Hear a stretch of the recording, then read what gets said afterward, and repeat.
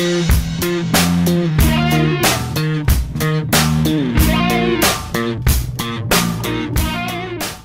YouTube, part 2 of my top cards of the format. Let's see. Number 5, we've got Thunder King Ryo. We know most of the cards that Thunder King Ryo stops: Black Whirlwind, Dark Soul, Synchro Summons, Chaos Sorcerer, stuff like that. No point in me constantly going over them again.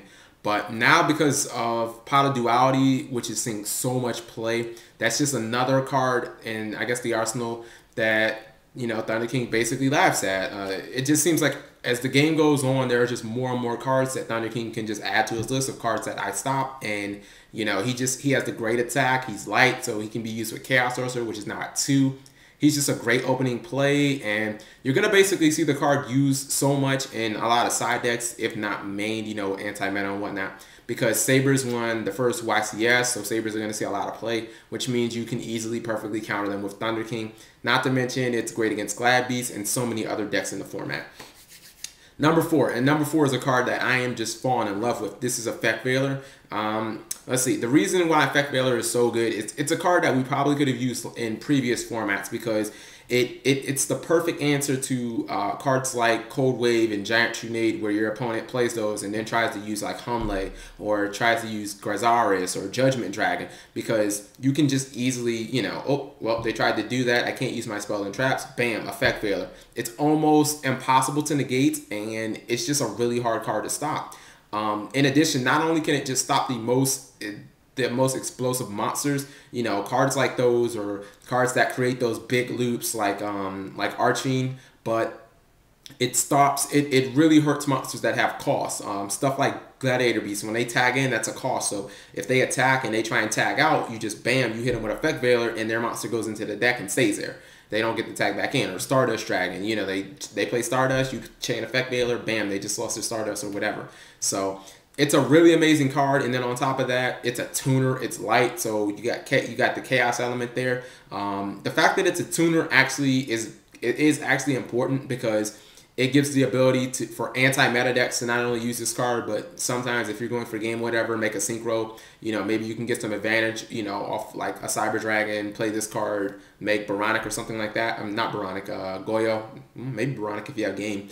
But in addition, WK Dad actually turned me on to this move. You have a Gorge Token, which is level 7, summon Effect Veiler, make a level 8. So it's a really good card. I think it's going to start seeing play in main decks and definitely in side decks all format. Number 3, we have Trap Stun. This is just a card that is just, I cannot say enough about Trap Stun.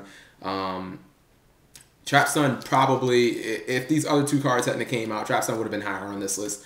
Trap Stun is just amazing in this format, because with Heavy out the game, so many people set more.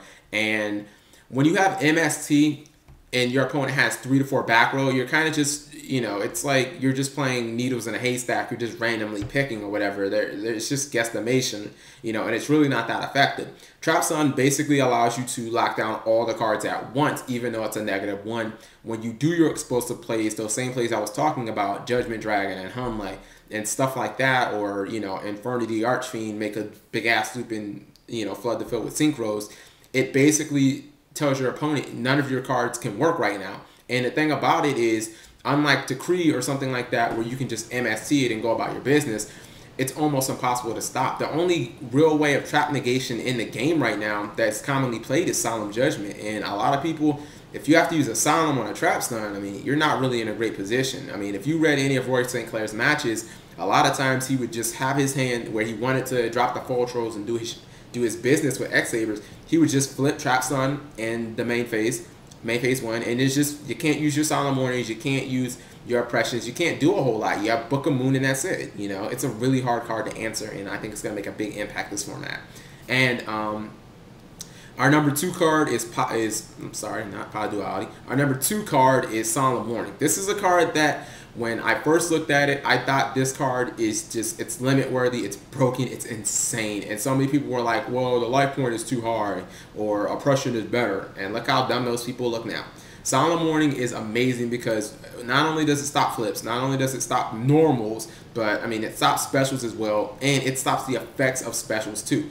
What I mean is Hamster and Lumina and Fall Troll and Zombie Master, cards that try and special other things, it stops those too.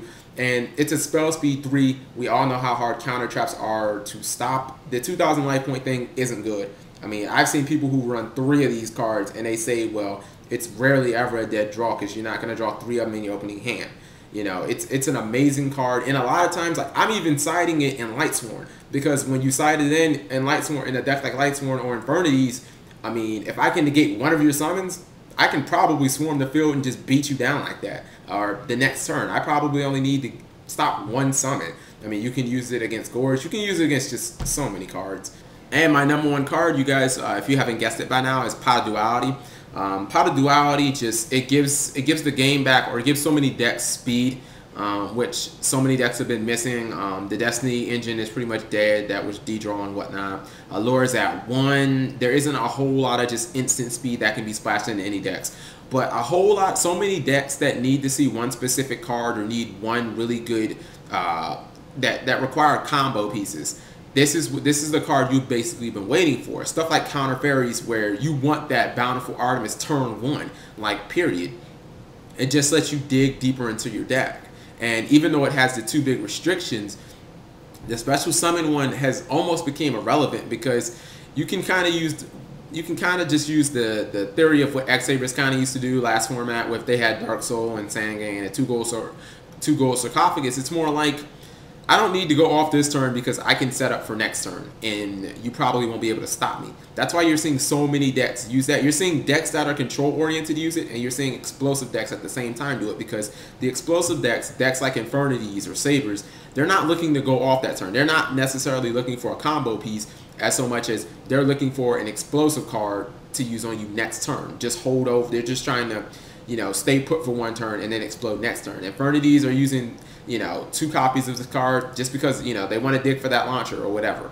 So it's a card that I think I think honestly it's going to end up probably getting restricted like Bottomless, getting like semi or restricted to 1 like Bottomless, just because so many people are playing it, not because it's actually a broken card, because the restrictions that Konami actually put on the card, more importantly, not the special summon one, but more importantly the one that you can't activate multiple copies, I think that perfectly balanced the card. But so many people are playing it because it's such an amazing card that lets you add speed into any deck, that I think we're going to end up getting it restricted. So thanks a lot, guys, for watching both of my videos. If you have any cards that you think should go on this list, just go ahead and comment on the bottom. Thank you. Have a nice day.